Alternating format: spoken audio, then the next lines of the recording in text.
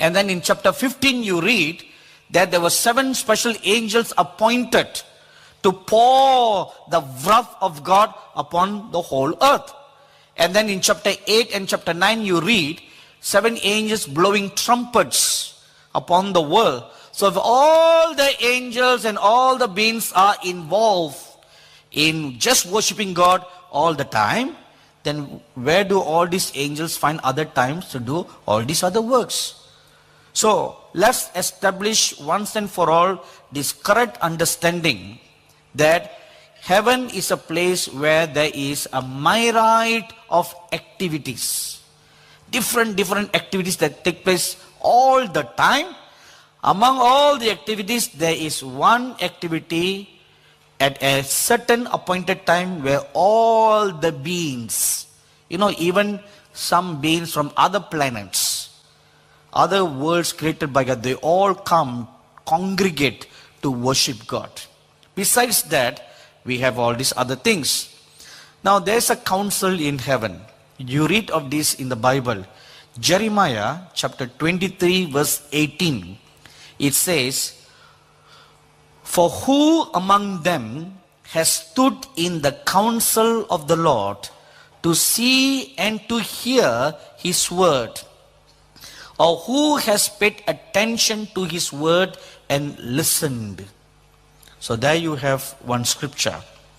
So before I share with you what I was shown, I want to just give you some scriptural proofs for such encounters and experience, so that our faith is not built on some subjectivity, but solidly, objectively on the word of God. And in Isaiah chapter 42 verse 9, "Behold, the former things have come to pass, and new things I now declare. Before they spring forth, I tell you of them." To whom is God saying? He's not saying to everybody. That scripture is followed or linked together with Amos chapter 3 verse 7. "For the Lord God does nothing without revealing his secret to his servants, the prophets." The prophets here do not necessarily mean the prophets on this earth, but the prophet saints who are also in heaven.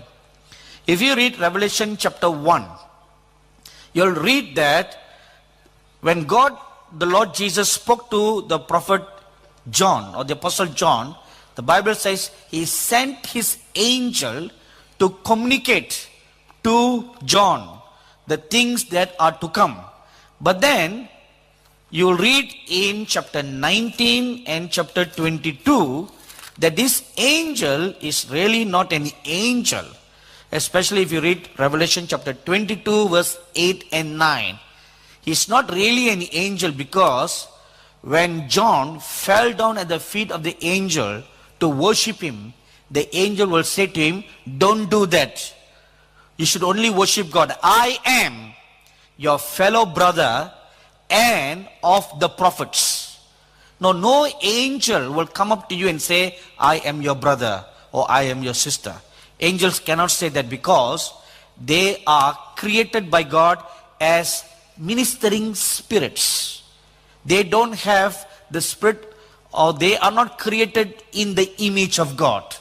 So the angels will never come up to you and say, "Hello, brother." If any angel, if you ever had an encounter with an angel who comes and say, "Hello, bro." Number one, it means one of two things. Number one, he's not an angel, he may be a saint of God. Number two, he's not an angel at all. Somebody real who come up to say, "Hello, brother." So please remember this. So when this angel told John, "I am your brother and your fellow prophet," so that confirms the identity of who this angel is. He's none other than a prophet of a bygone era. So the prophets are in heaven, and God reveals his secrets first to this council. He gathers all these prophets together unto him, and he tells them, This is what I intend to do. What do you all think about it? He first reveals his secrets to them. And then, after getting a consensus, their opinions and all that, and of course God doesn't need to ask for the opinion. You know, you have an example there in Genesis chapter 18. The Lord had already decided to destroy Sodom and Gomorrah. But he said, let me discuss this over with Abraham. This is what I'm going to do. What do you think about it? And then that gave an opportunity. You know, when God comes and shows us something, it is not for us to triumph over or gloat over what God has said. Most of the time we should do exactly like what Abraham did, to intercede. That is the purpose God is giving us revelation. One is to communicate and the other is to intercede. And the other scriptural example I want to show you is 1 Kings chapter 22 verses 19 to 23. And Micaiah said, therefore hear the word of the Lord. I saw the Lord sitting on his throne, and all the hosts of heaven standing beside him on his right hand and on his left. And the Lord said, who will entice Ahab that he may go up and fall at Ramoth Gilead? See, look at verse 19. All the hosts of heaven standing beside him on the right hand, on the left hand, and the Lord asks them a question. Who will do this or who will do that? You read of a similar thing in Isaiah chapter 6, where the Lord asks, who shall go on my behalf? See, if, now you just imagine in your mind like this. If Isaiah was the only one standing there and he saw the vision, why must God ask who will go on my behalf? Right? The question would have been, will you go on my behalf? Am I right, everybody? Grammatically, that's how it should be. But for God to say, who will go on my behalf, it simply means Isaiah was not the only one standing there. In a crowd like this, Isaiah was just one among them. And then the Lord looked around and said, who will go on my behalf? And maybe several hands went up or several hands didn't go, only Isaiah's hand went up. So this is another scene where the Lord discusses his plans before the council, before doing anything on the earth. So this being your scriptural background, now let me share with you what happened this morning. So this morning at 10 o'clock, I was brought before this council where there are about 7 or 8 prophets, ancient prophets. And the chairman of this council is none other than Abraham himself. And there is Moses in the council, Jeremiah, Elijah, the Apostle Paul, and those ancient ones.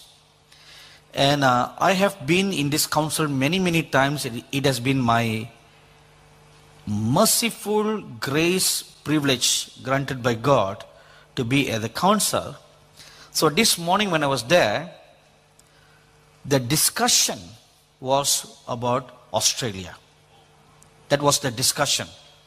And that was the purpose I was called, to witness what is being discussed and then to come and share with you. This is one of the call that God gave me several years ago. He said, as a prophet, not only you will hear, but you will participate in the council in heaven and hear what is being spoken and then communicate to the people. I first saw this before I was officially given this call. You know, we have our dear Pastor Elizabeth in our midst. Do you all know Pastor Elizabeth? Let's give a good clap to Pastor Elizabeth. She is one of the pioneer ministers in this city who has labored very much for the Lord, and God has given her wonderful anointing for deliverances. And she has pioneered Indonesian church and does even in her very young age today. She goes about doing a great work for the Lord. Selamat datang. And she is a precious woman of God. I remember, I think the first or the second time when I came to Australia, she and her church was part of the committee. And I cannot remember it was whether was the beginning of the convention or the post of the conference, when the committee was all praying together. And they were all praying for one another. As I was closing my eyes in prayer, I saw heavens open. And that was the first time I saw the council. But at that time, I was not in the council. I was just a spectator. And when I saw the council, they were hearing the prayer that was being prayed on this earth. And then one of the saints there, he said, look at Elizabeth's face. And everybody were closing their eyes and they were praying, you know. And when I opened my eyes, I saw her. There was light, a glow shining on her face. And then the word of the Lord came for her concerning, at that time she was going to, do you remember this? Do you remember? Yes. She was going to build a church, construct a church, and she was going through real hell warfare. And that word from the Lord really boosted her that day to keep on going on the project. So that was the first time that I saw in the council. But now, sitting there, participating in the council, everyone sits around the table, like a round table, conference table. And there was a huge map of Australia on the table. And the Saint Abraham took something like a pen, or I don't know what it was. He drew a line straight from the northernmost part of the land down to the southernmost part. And then he drew another line across. So like the country was divided into 4 parts. You know, right at the intersection where 2 lines meet, 2 angels were stationed there. They appeared. And then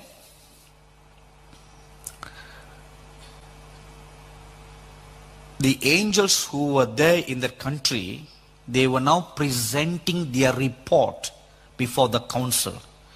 If you read Genesis chapter 18, 2 angels accompanied God to pronounce judgment upon Sodom and Gomorrah. And God came and told Abraham, I will now go and see, according to the things that my ears have heard, concerning what is coming out of Sodom and Gomorrah.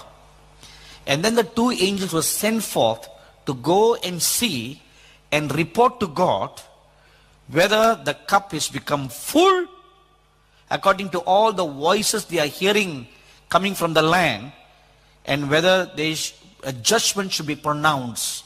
So 2 angels went forth. And yesterday you heard Brother Neville sharing that the same angels that went to Sodom and Gomorrah, they were sent to Sydney to spy the land. So now this is the report those 2 angels submitted before the council. Sydney, much sinful activity has been recorded. So they write down on their iPads. Hey, do you think only you have iPad? They have a better iPad that Apple will never keep on changing. Version 2, version 3, version 4. No iPhone 7, 8, 9, 10. No. Only one standard that lasts us for eternity. Amen? Okay, now this is what they reported. I'm going to read to you exactly as how I heard in the council. Things they do in the night are so awful to be mentioned. Dogs are brought into gay clubs by women and sexual acts are committed. Men too commit these acts. So much sexual perversion takes place in this city that makes Sodom and Gomorrah pale in comparison. The two angels who visited Sodom and Gomorrah testified in the council. When we visited Sodom and Gomorrah, only men were engaged in gross sexual acts. You read that in Genesis chapter 19, verses 4 and 5. But here, in this city, it is women with women, mankind with animals, parents with children, and some grandparents with their grandchildren. These parents engage in sexual perversion with their children as if they were husbands and wives. Is it true? To the best of your knowledge? We saw babies strangled and killed, some in the name of medical science and some with violent brutality. They were even fed to the animals. Such things also takes place in India. Some hospitals who perform illegal abortions, they don't report them. They just throw those fetuses. Some of the fetuses are not, they are really formed. And they are thrown out on the dumpster where dogs all gather and the dogs eat those fleshes. And how do we know all this? Because there was an incident where it was reported to some public saw that the dogs were eating some kind of a tissue and it looked like a small little baby. And the public reported to the police and they came, they found the whole area filled with baby bones. And then when they raided the hospital, they found that illegal abortions were done in the hospital. So, when this was reported, suddenly one saint stood up with a righteous fire in his eyes. Elijah stood up and he asked a question. What is the church doing about it? With all this that is going on, what is the church doing about it? And the angels reported this. They are sleeping and engaging in similar activities. They are drunk with the wine of Jezebel and are engaged in such similar perversion. You read this in Revelation chapter 3 verse 20 and chapter 17 and the verse 2. We have been sent, now these angels are saying, we have been sent to remove several of their churches of their lampstands. Those churches that have been not walking right with God, before God, their lampstands remove. And in the natural, the churches will just close up. Or the numbers just dwindle and dwindle. One member leaves, another member leaves. In the natural, it appears the members are leaving. Or for greener pastures, or they're moving to another city for a work, or for whatever reason. That is not the real reason. The real reason is, spiritually, the church lampstand has been removed.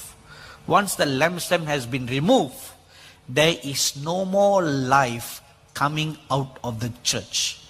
When there's no more life coming out of the church will wither and die. Let me give you one example. In Genesis chapter 2, you will read that when God made Adam and Eve, he also made a lot of fruit-bearing trees.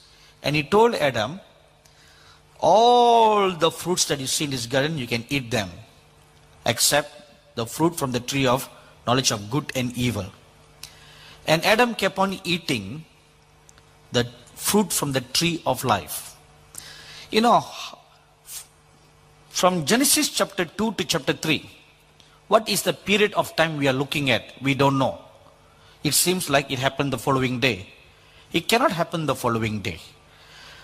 I once read of a saintly woman from the 12th century. She was blessed by God to see visions of the whole Bible. And in this vision she saw, now this is debatable, but it sounds logical to me, that the events, the time that Adam and Eve spent in Eden before they sinned was a period of 7 years. It was only after then chapter 3 begins. So that sounded logical to me, because it cannot have been overnight where Eve goes shopping, like what most women do today. And as she was shopping from tree to tree, she saw this tree, and there was a beautiful fruit on the tree, and a serpent comes up and starts talking to you. You know, if you walk down a mall today, and a serpent comes up to you, or a dog comes up to you and talks to you, what will you do? Say, hey, doggy, you're talking to me. Would that be your reaction? Or you will jump out of fright? You will jump out of fright, won't you? That would be our natural human reaction. But let's suppose every day you keep on hearing the dog talking to you, then it will become a second nature, dogs talking to you or animals talking to you. And you will not find it a strange thing for an animal to talk to you. This is what happened in the Garden of Eden. Eve was regularly hearing animals talking to her.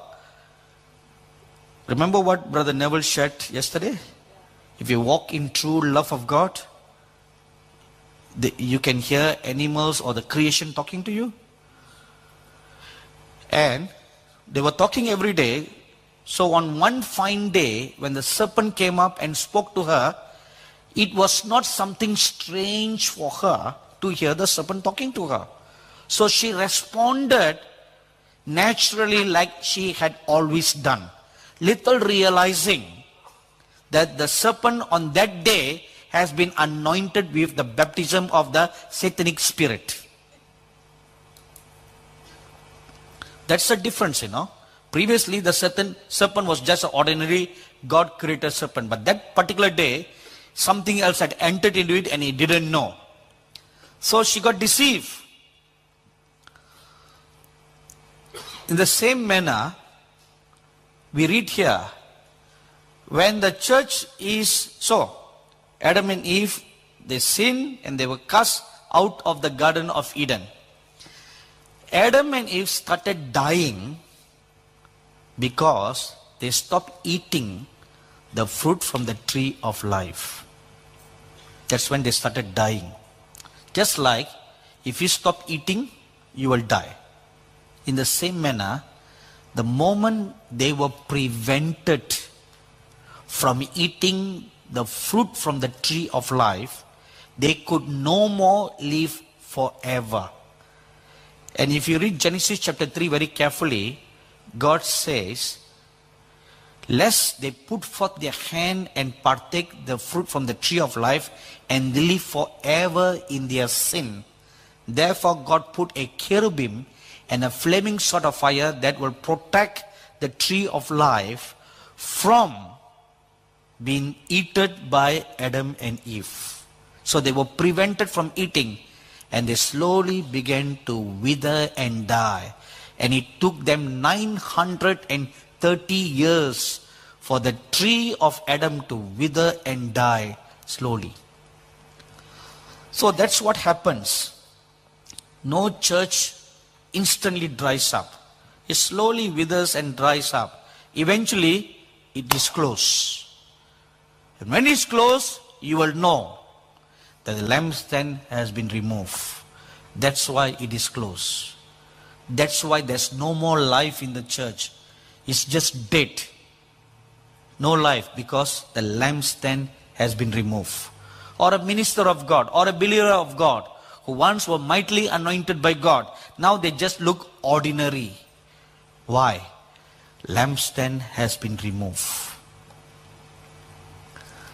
Some of their ministers have been judged and turned over into the hands of the enemy.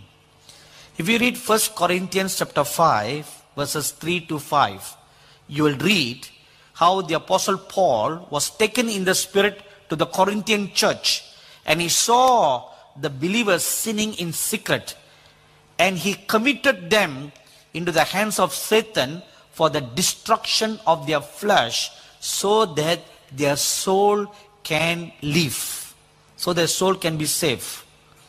So which means, once a person is turned over into the hands of Satan for the destruction of the flesh, then Satan has all the rights to inflict you with all kinds of diseases and infirmity and afflictions, just like you read in Job chapter 1. It was Satan who put the sickness and the boils on Job. God did not.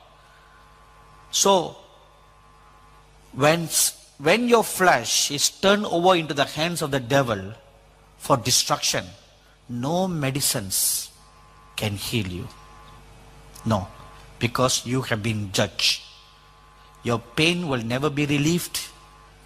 It will never be elevated. You will be screaming and crying in pain all the days of your life, and no medicines will ever work on you. Not even prayer. That is the worst part. Because 1 John chapter 5 verses 15 to 17 says, there are some sins unto death, and we cannot pray for that. There have been several circumstances where the Lord has prevented me for praying for a person's sickness. He said, don't pray for their sickness. Pray that their soul, the sins of their soul will be forgiven them, so that they will be safe. But they have been turned over for the devil to be destroyed. You know, the most heartbreaking experience I ever had so far was I was called to pray for a 24-year-old, young, handsome-looking Nepali boy in Sikkim. This boy was dying of AIDS, and he didn't know that. He didn't know that. His parents knew. They didn't tell him. The doctors have just numbered his days. And when I was asked to pray for this boy, the mother pleaded with me, please don't ever tell my son that he has AIDS. And not just beginning stage, no, terminally ill. And when I went to the hospital bed, I looked at this boy, handsome looking young man. Young boy, 24 years old, full of life, vitality, a great future ahead of him. And I was so heartbroken when I saw this young man. And I asked the Lord, Lord, why? Why did this come upon him? And the Lord showed me his whole life. He was a great womanizer. From the age of 16, he started womanizing and raping in the form of sexual fantasies all the girls in his college. Every girl that he sees on the street will just pick them up like this and sleep with them and then throw them away. That is his pastime. And the Lord said, this is the judgment that has been pronounced over him. These boys are from a Christian family. So the Lord told me, don't pray for his healing. He has been judged. But pray that his sins will be forgiven him, so that his soul will be safe. And I pray with great broken heart for that boy. And after a period of time of praying, I had the assurance that God has heard my prayer And the Lord showed me how long he will live. When I came out of the hospital bed, my secretary was there. I told her, okay, this is the length of time this boy is going to be alive. I said, you can tell the mother or don't tell the mother, it's up to you. And sure enough, that boy only lived for that long. And he died. And there was another time, many years ago, when I was in Sydney. I was taken to pray for another early 20s young man who was also dying of AIDS. He was skin and bones. When I met him, he cried and he cried like a little boy. And he confessed to me all the sins that he has done. And he was at the last stage of dying of AIDS. And he confessed all his sexual sins. So again I prayed for him, for the forgiveness of his sins, so that the soul will be saved.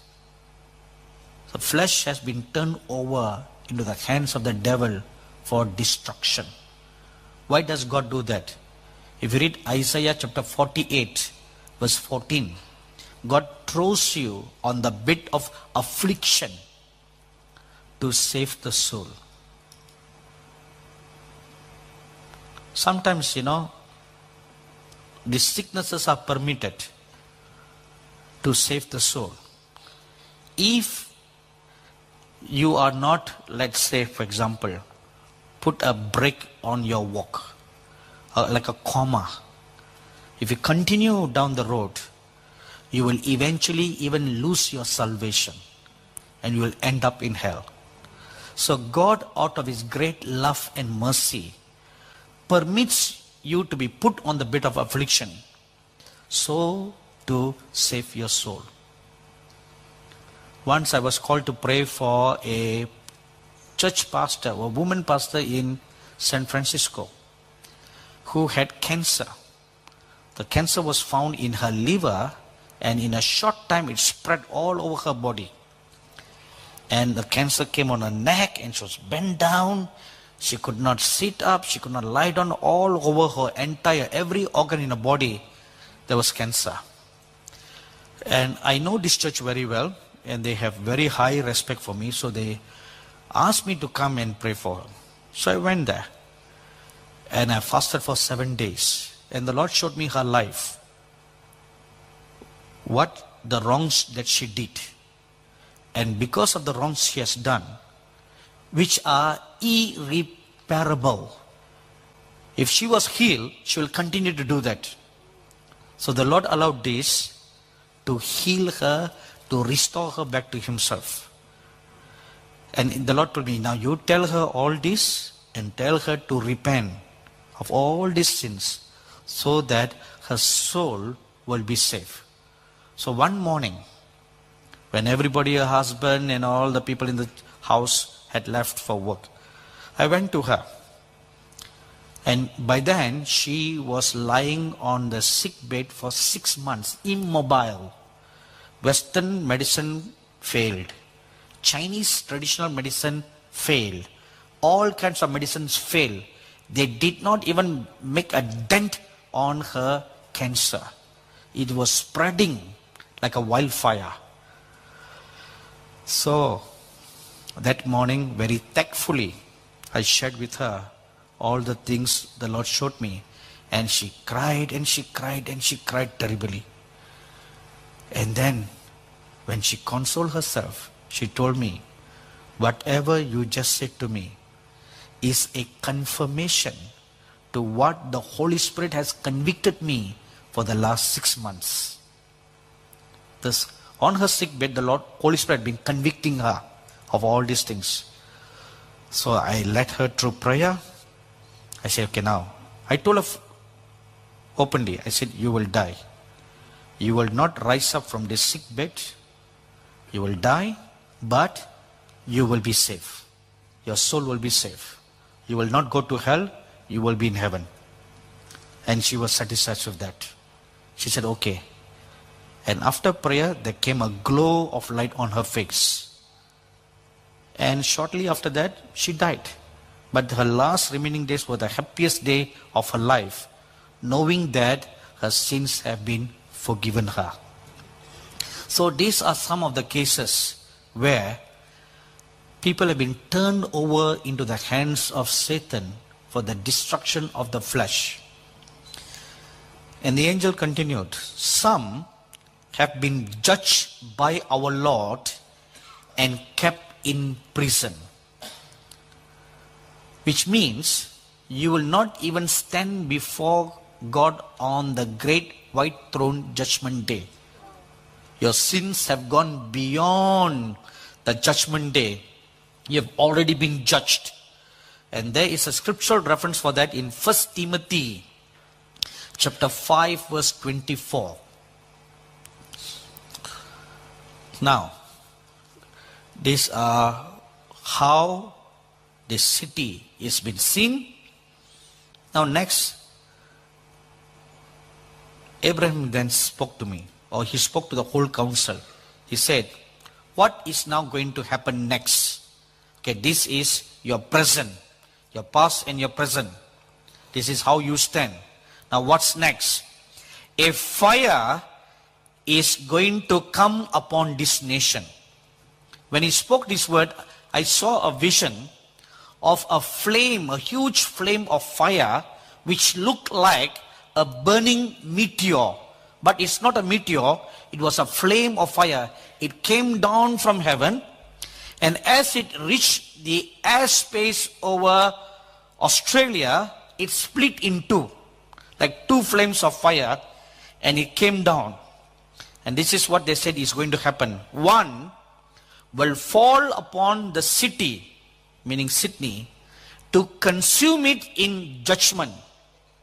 The other will fall upon the churches to purify and sanctify it. The Lord has some have kept themselves, and you're walking in white. Now a warning.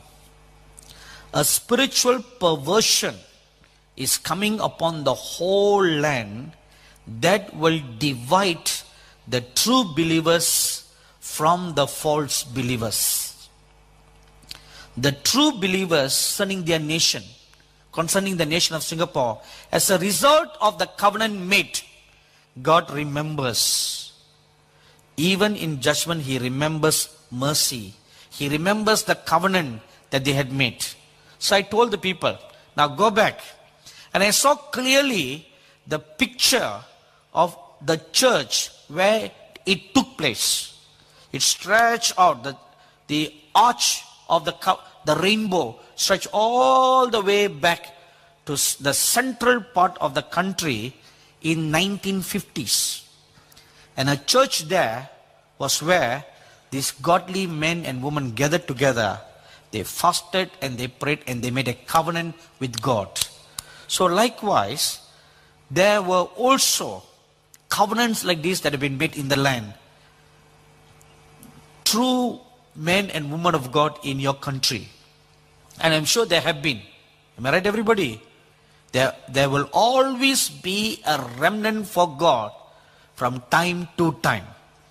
You know, forget about the masses. There will always be a remnant who really take hold of God.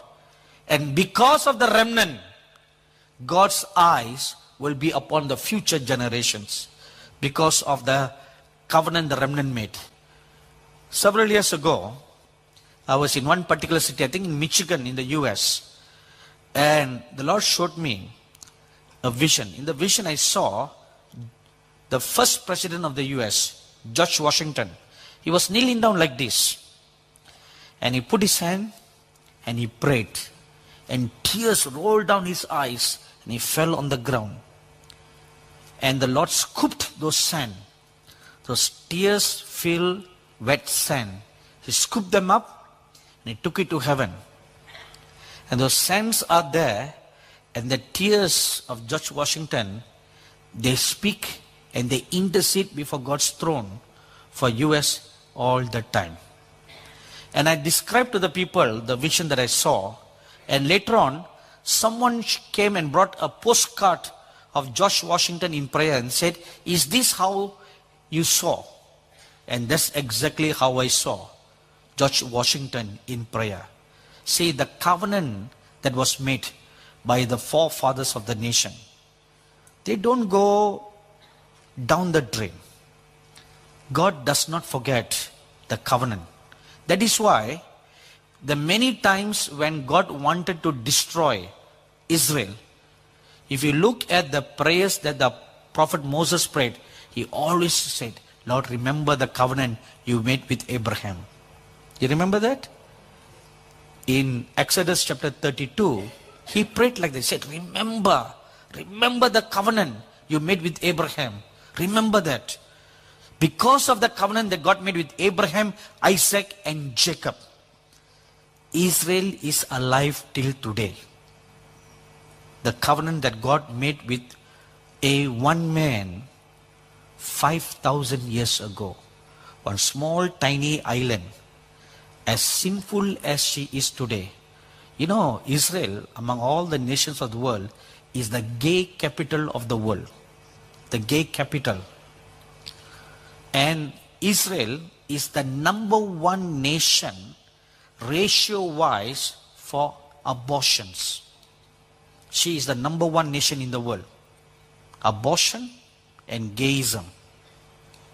That is why the Bible says in Revelation chapter 11, she is called Sodom and Gomorrah. Jerusalem is called Sodom and Gomorrah. For all this, she is still spared by God. God still fights on her behalf, protects her till today from the Hamas, from the Palestinians, from the threat of Iran, from the threat of everybody, because of the covenant he made with Abraham. Likewise, there are covenants made in this land by your godly spiritual forefathers and the prophecies spoken over this land. And when Smith Wigglesworth visited this land, he not only prophesied, he also prayed for this land. The tears that rolled down his eyes and fell on the ground, those tears are carefully kept before God. Right? The Bible says, no, your tears are collected and kept before